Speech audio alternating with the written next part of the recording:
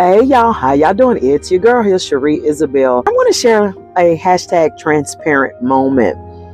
And I'm going to preface this video by saying I'm very, very grateful for the way that I was raised spiritually, my spiritual upbringing. I'm very thankful for my foundation because it made me the soldier that I am today. So what I'm about to say, it is not an indictment against the church or an indictment against those saints that helped rear me and bring me to this point. It is by no means that I'm just getting ready to share an experience. When I was younger, of course, I'm a Gen Xer, 50 years old. Woohoo! When I was younger, oftentimes, especially, being raised up in the church in the 80s and 90s and even the early 2000s, we were oftentimes told so much what we could not do. You couldn't participate in this, you couldn't wear this, couldn't do that. That's not the argument. Don't y'all come on this page saying nothing crazy. That's not what I'm trying to make a point about. I'm just saying that's what it was. Sometimes God was presented to us in the light of, or at least my experience, that he was this almighty smiter, that if you did anything outside the lines and outside the bounds, you were hellbound, you were lost, you're in trouble. For me, it didn't leave way for our humanity. It didn't leave, because we were taught you're a strong soldier, you don't have any problems, all you need is faith in God, and and in some aspects it didn't leave way for a human response. Now, this is not licensed for our emotions and our flesh to run rampant. This is not what this is either. It's not a license for you just to go crazy, talk crazy, do what you want to do. Just let your flesh do any and everything. The Bible tells us to be angry and sin not. The Bible tells us in the book of Proverbs 4:23, I think, that above all else we are to guard our heart, because out of it flows the issues of life. Out of our heart affects everything that we do. But sometimes the way God was presented to us, or let me quit saying us, the way God was presented for me, it didn't leave room for humanity. Well, why are you sharing this, Cherie? I'm sharing this because the week that I lost my sister, I was in such a daze emotionally. It almost felt as if the wind kind of had been knocked out of me. I was in a daze.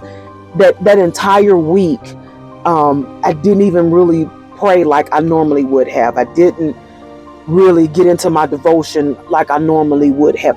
Honestly, y'all, I really didn't have the words to even cry out. And so when it got closer to the end of the week, I started feeling guilty. I started, feeling some kind of way, because I'm like, Lord, I haven't even prayed. And so when that Sunday came and we were getting ready to bury her on that Tuesday, that Sunday came, I just felt some kind of a way. Originally, I wasn't even going to go to my church.